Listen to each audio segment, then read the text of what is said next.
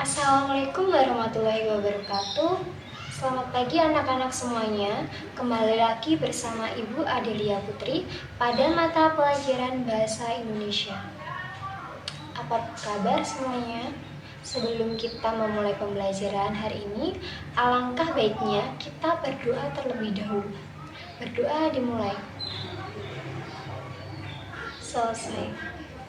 Hari ini, Ibu akan mempresentasi kalian terlebih dahulu dengan cara kalian menuliskan nama dan nomor absen kalian di kolom komentar di bawah ini ya, sebagai bukti bahwa kalian sudah mengikuti pembelajaran Bahasa Indonesia pada pagi hari ini. Baik, di pertemuan minggu lalu kita sudah membahas mengenai pengajuan, penawaran, dan persetujuan dalam teks negosiasi ya. Nah, materi hari ini masih ada kaitannya dengan materi minggu lalu mengenai struktur teks negosiasi dan kebahasaannya. Baik, tujuan pembelajaran pada hari ini yaitu yang pertama, peserta didik mampu mengidentifikasi struktur dan kebahasaan teks negosiasi. Yang kedua, peserta didik mampu menyusun teks negosiasi dengan memperhatikan isi, struktur, orientasi, pengajuan, penawaran, persetujuan, dan penutup, serta kebahasaannya. Selanjutnya, capaian pembelajaran hari ini yaitu siswa dapat menganalisis isi, struktur, orientasi, pengajuan, penawaran, persetujuan, dan penutup, serta kebahasaan teks negosiasi. Yang kedua, siswa dapat mengkonstruksikan teks negosiasi dengan memperhatikan isi, struktur, orientasi, pengajuan, penawaran, persetujuan, penutup, dan kebahasaannya. Baiklah, kita langsung ke materi struktur teks negosiasi. Yang pertama ada orientasi. Orientasi biasanya dibuka dengan salam. Bagian ini juga menjadi proses awal dari negosiasi ketika pembicaraan atau tawar-menawar mulai dilakukan. Orientasi dapat ditulis dengan ucapan salam, sapaan, atau pertanyaan awal yang menjadi bahan atau pokok permasalahan dalam diskusi. Yang kedua, ada pengajuan. Pengajuan menjadi inisiasi dari satu pihak untuk mencapai suatu keinginan. Pengajuan dilakukan oleh satu pihak untuk mengungkapkan keinginannya kepada pihak yang lainnya. Dalam bagian ini, setiap pihak yang terlibat akan mengungkapkan tujuan masing-masing yang ingin dicapai dalam proses negosiasi. Selanjutnya ada penawaran. Penawaran terjadi karena adanya pengajuan. Ketika pengajuan, satu pihak bisa saja tidak langsung setuju atau menolak. Maka, pihak yang tidak setuju ataupun yang menawarkan saling memberikan penawaran. Yang keempat ada persetujuan.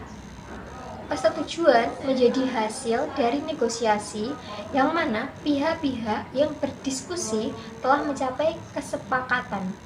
Dalam persetujuan, perbedaan pihak-pihak yang bernegosiasi telah diselesaikan dan menghasilkan perjanjian yang saling menguntungkan tanpa adanya paksaan dari pihak manapun. Seperti itu. Baik, yang terakhir ada penutup. Penutup menjadi akhir dari proses negosiasi yang mana kedua atau lebih pihak saling mengucapkan terima kasih dan salam untuk mengakhiri diskusi. Baik, sebelum ke materi selanjutnya, apakah ada yang ditanyakan? Nanti bisa di kolom komentar ya. Baiklah, selanjutnya ada contoh teks negosiasi beserta dengan struktur teks negosiasi yang Ibu sudah jelaskan tadi ya. Silahkan anak-anak nanti membaca dengan seksama struktur dari teks negosiasi tersebut. Baiklah, selanjutnya kaidah kebahasaan teks negosiasi. Yang pertama ada pronomina atau kata ganti. Pronomina adalah kata ganti orang. Hal ini sering digunakan dalam teks negosiasi berbentuk dialog.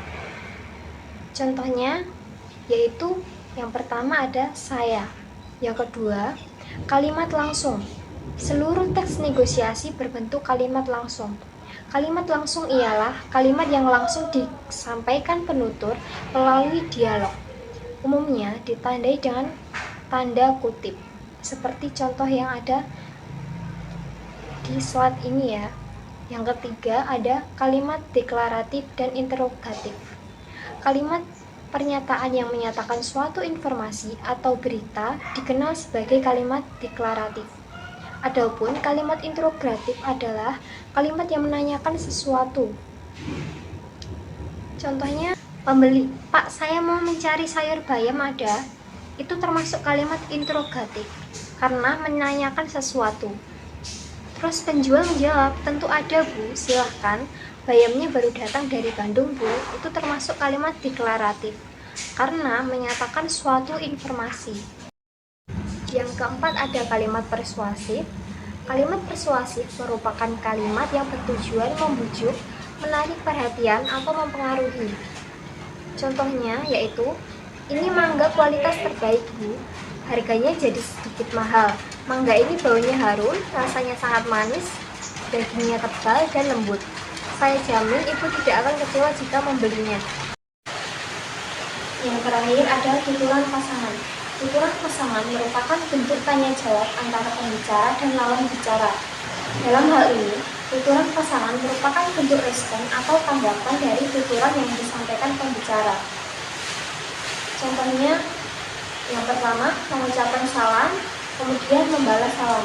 Yang kedua, bertanya, menjawab atau tidak menjawab. Yang ketiga, meminta tolong, kemudian memenuhi atau menolak permintaan tolong. Yang keempat, meminta, kemudian memenuhi atau menolak permintaan. Kemudian yang kelima, menawarkan, kemudian menerima atau menolak tawaran.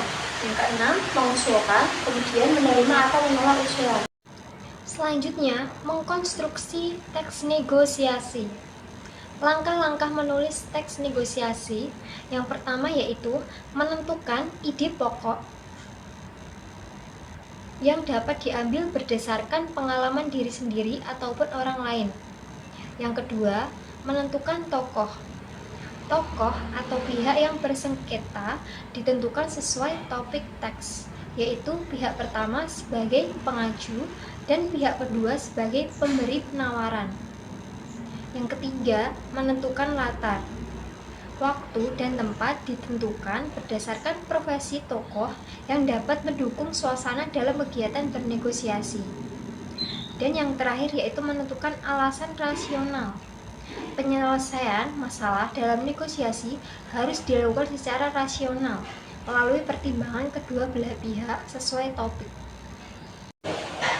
Baiklah, karena materi hari ini sudah selesai, Ibu akan membacakan kesimpulannya ya. Kesimpulan materi hari ini, yang pertama ada struktur teks negosiasi terbagi menjadi 5, yaitu ada orientasi, pengajuan, penawaran, persetujuan, dan penutup. Sedangkan kaidah kebahasaan teks negosiasi yaitu ada pronomina, kalimat langsung, kalimat deklaratif dan interrogatif, kalimat persuasif, dan tuturan pasangan. Baiklah, Ibu akan memberikan tugas yaitu buatlah teks negosiasi, kemudian telaah struktur dan kebahasaannya. Baik, karena pertemuan hari ini sudah selesai, Ibu mohon maaf apabila ada salah kata atau perkataan yang kurang berkenan. Saya mohon maaf. Wassalamualaikum warahmatullahi wabarakatuh.